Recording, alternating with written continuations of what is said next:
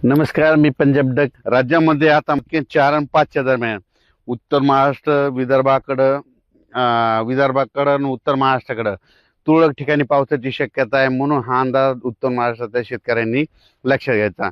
नंदुरबार जिल्हा झालं, धुळे जिल्हा झालं, नाशिक जिल्हा झालं, जळगाव जिल्हा झालं, त्याच्यानंतर बुलढाणा जिल्हा झाला, अकोला, अमरावती, वर्धा, नागपूर, भंडारा, गोंदिया, अकोला ह्या पट्ट्यामध्ये काय होणार आहे म्हणजे 3 फेब्रुवारी, 4 फेब्रुवारी आणि 5 फेब्रुवारीच्या दरम्यान तुरळक ठिकाणी पाऊस पडणार आहे. म्हणून हा अंदाज महाराष्ट्रातल्या शेतकऱ्यांनी लक्षात घ्यायचा.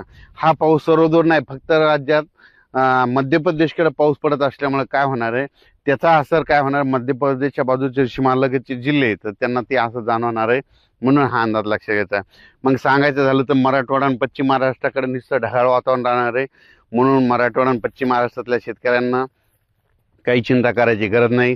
तसेच कर्नाटक, निपाणी भागातल्या शेतकऱ्याचे फोन आलं, आम्ही तंबाखू काढायला सुरुवात केली, आमच्या भागाकडे पाऊस येईल का? तर कर्नाटकचे जे निपाणी त्या भागातले तंबाखू काढणारे शेतकरी त्यांना एक सांगू इच्छितो की तुमच्या भागाकडे काही पाऊस येणार नाही, त्याच्यामुळे काही चिंता करायची गरज नाही. फक्त ढगाळ वातावरण मात्र 2-3 दिवस राहणार आहे.